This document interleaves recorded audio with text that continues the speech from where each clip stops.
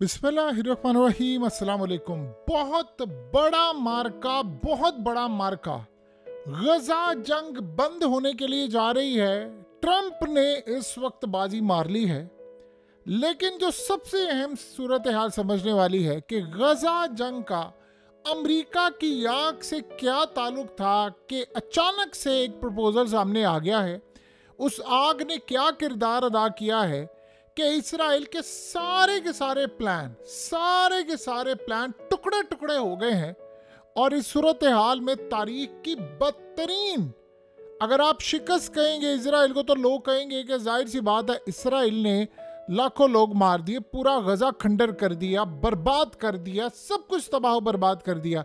तो ये जो डील हो रही है, अब एक डील फाइनलाइज हो रही है। हमास को दे दिया गया प्रपोजल और नेतन्याहू को दे दिया गया, और उसकी एक कॉपी ट्रंप के पास है और ट्रंप ने उसको ओके कर दिया है और कहा है कि 20 जनवरी तक जो बंदा साइन नहीं करेगा, हमास नहीं करेगा, तो हमास को नहीं छोड़ूंगा, और अगर नेतन्याहू नहीं करेगा तो उसकी कुर्सी नहीं रहने दूंगा। लेकिन इसमें आग ने किरदार क्या अदा किया है और आग की वजह से मामला अचानक से कैसे तेजी से हो रहा है, सबसे पहले समझ लें। एक सारी सूरत हाल को ये प्रपोजल है कि और गजा जंग जो बंद हो रही है और इसमें इजराइल की शिकस्त कैसे है, क्या मामला है। देखिए, दो चीज़ें आप समझ लें। ये जो प्रपोजल आया है इसमें अब ये बताया गया है कि हमास 33 कैदी पहले छोड़ेंगे। हमास के लोग जो 33 कैदी हैं वो पहले छोड़ेंगे। जाहिर सी बात है इजराइल ने कब्जा किया है, तो इस वक्त सबसे बड़ी सूरत हाल ये है कि इसराइल को शिकस्त होगी कैसे। 33 कैदी ये छोड़ेंगे, 42 दिन का गालिबन टाइम होगा और उस दौरान कैदी छोड़े जाएंगे, वो इनके कैदी छोड़ेंगे और लड़ाई नहीं होगी। इसराइल ने कहा मैं फौजें रखूंगा गजा के अंदर। गजा के अंदर वो फौजें रखेंगे जब तक आखिरी कैदी नहीं आ जाता, तब तक हम किसी सूरत गजा से वापस नहीं जाएंगे। ये सूरत हाल है। अब उसके बाद जो असल मामला ये है कि हमास वहाँ गवर्नमेंट नहीं करेगी, यानी उनकी गवर्नमेंट नहीं होगी, और नेतन्याहू का जो मामला है वो नेतन्याहू इस डील के बाद वैसे ही फारिग हो जाएगा। अब उसकी इक़्तिदार और कुर्सी जो है वो वैसे ही अब जाने वाली है। अब ये सारे का सारा जो मामला है उसमें इजराइल ने कहा है कि हमें डर है कि हमास हमारे साथ एक गेम करने के लिए जा रही है। वो गेम ये है कि हमास ने कहा है कि बहुत सारे कैदी मारे गए, वो हमें कैदी देंगे, वापस कर देंगे, कुछ अपने पास रखेंगे, और अचानक ये कहेंगे कि हमें कैदी मिल गए थे, कहीं से गारों से मिल गए हैं, सुरंगों से मिल गए हैं, बिल्डिंग से मिल गए हैं, कहीं से भी मिल गए हैं, और वो कैदी हमारे पास है और उसको बाद में वो इस्तेमाल करेंगे हमारे खिलाफ।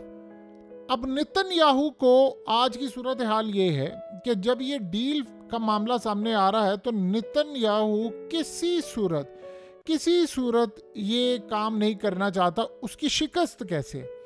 देखिए, सबसे बड़ा झटका इनको ये लगा है कि ये तो गजा को खाना चाहते थे, उसकी गैस, ज़खायर, सारी चीज़ें लेना चाहते हैं। अब ट्रंप ने दे दी है धमकी दोनों को कि भाई आप डील फाइनलाइज करें। दोनों फाइनलाइज कर रहे हैं। हमास ने पहले कहा था कि पहले इजराइल की फौजें निकले, अब उनको भी पीछे हटना पड़ा अपनी बात से, और नेतन्याहू ने तो कहा था कि जंगबंदी होगी नहीं।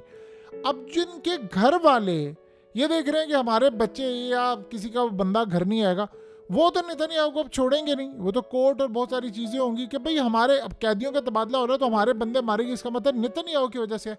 ट्रंप ये चाह रहा है कि मैं जब हलफ उठाऊं तो पहला ऐलान ये करूं मैंने गजा जंग बंद कर दिया। जाहिर सी बात है सारा क्रेडिट ट्रंप को जाएगा, और इस सूरत हाल के अंदर और किसको जाना है।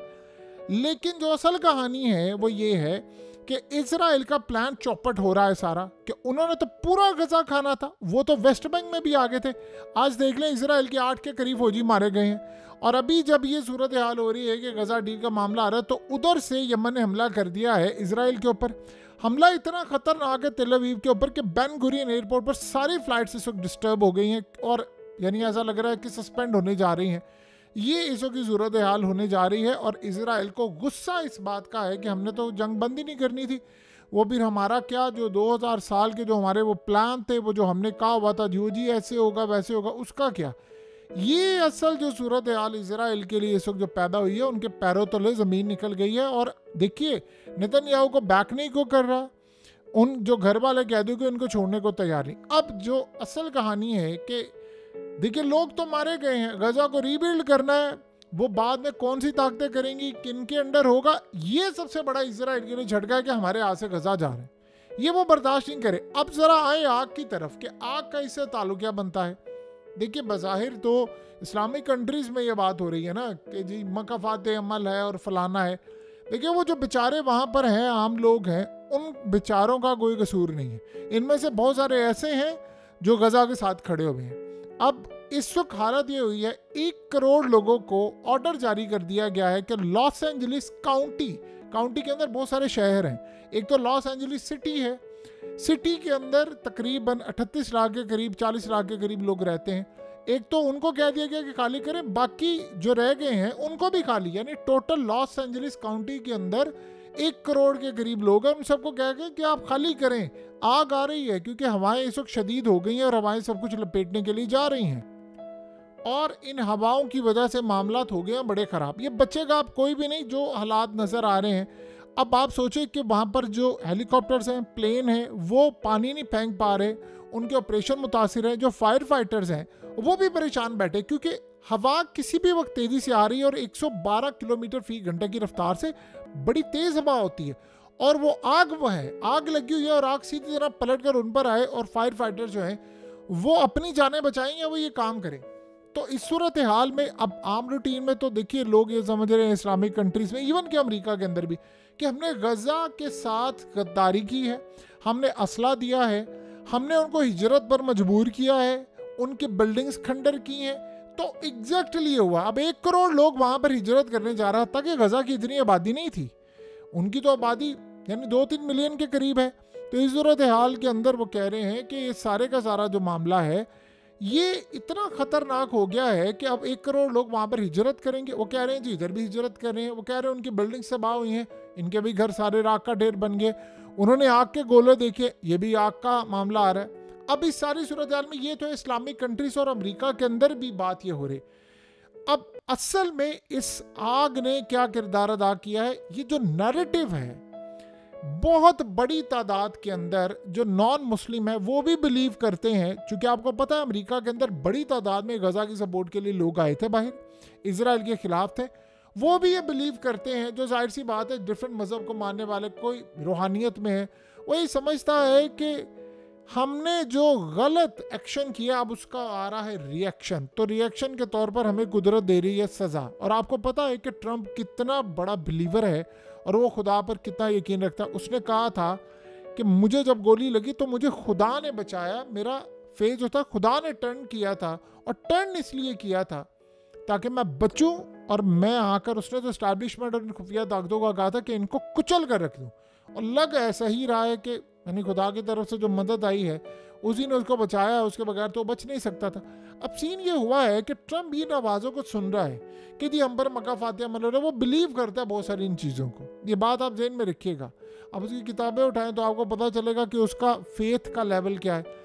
तो वहाँ पर अब ये नैरेटिव इतना ज़्यादा हुआ है कि ट्रंप ने अपना जो नुमाइंदा भेजा इजराइल के अंदर, उसने जाकर एक तो धमकी दी, और आपको पता है वो जो वीडियो जेफरी की पोस्ट की ट्रंप ने, उसने तो सोने पे सुहागा काम कर दिया। तो ट्रंप ने सीधा सीधा कह दिया कि नेतन्याहू फसादी है, इसको तो छोड़ना नहीं, और ये मुझे कह रहा है कि ईरान पर हमला करो, मैंने तो ये काम करना नहीं है। तो उसने तो बड़ा मामला क्लियर करके कह दिया। अब ये जो आग वाला सिलसिला है, इसका जो नैरेटिव है, उसने ट्रंप तक कैंपेन चलाई है। देखिए इस नैरेटिव को फैलाने में कौन सी स्टेट से ज़्यादा काम हो रहा है, स्विंग स्टेट्स।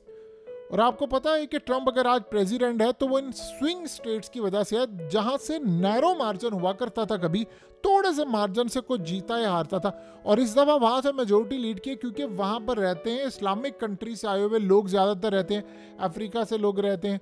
तो वो जो इस्लामिक कंट्री से आए हैं वो सारे के सारे उन्होंने ट्रंप की कैंपेन अपने पैसों से की थी, और इस बलबूते पर की थी कि ये गज़ा की लड़ाई ख़त्म करेंगे। अब वहाँ पर लोगों ने नैरेटिव बनाया कि अमेरिका को मिल रही है इसकी सदा, चाहे उन्होंने खुद आग लगाई है, जैसे भी किया, जो भी सूरत हाल है। लेकिन इस आग की वजह से वो जो नैरेटिव था वो इतना ज़्यादा स्ट्रांग हो गया है कि ट्रंप ने डेडलाइन दे दी थी 20 तारीख की, कि ये 20 तारीख को मुझे डील फाइनलाइज चाहिए। अब उसने किया क्या, हमास को उसने ओपनली धमकी दी कि 20 तारीख को अगर गज़ा तुमने कैदी रिहा ना किए और ये गज़ा जंग बंद ना हुई तो फिर मैं जहन्नुम बना दूंगा तुम्हारे लिए ज़िंदगी।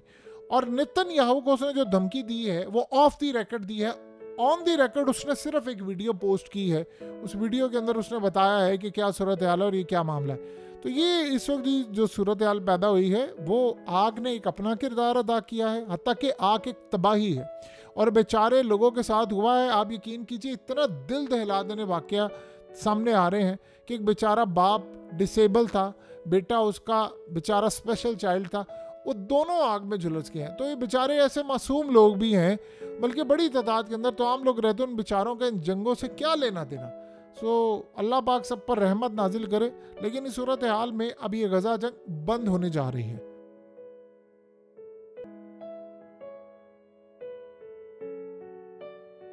हकीकत टीवी को सब्सक्राइब करना मत भूलें, वीडियो को लाइक करें, शेयर करें और कमेंट सेक्शन में अपनी राय का इजहार ज़रूर करें।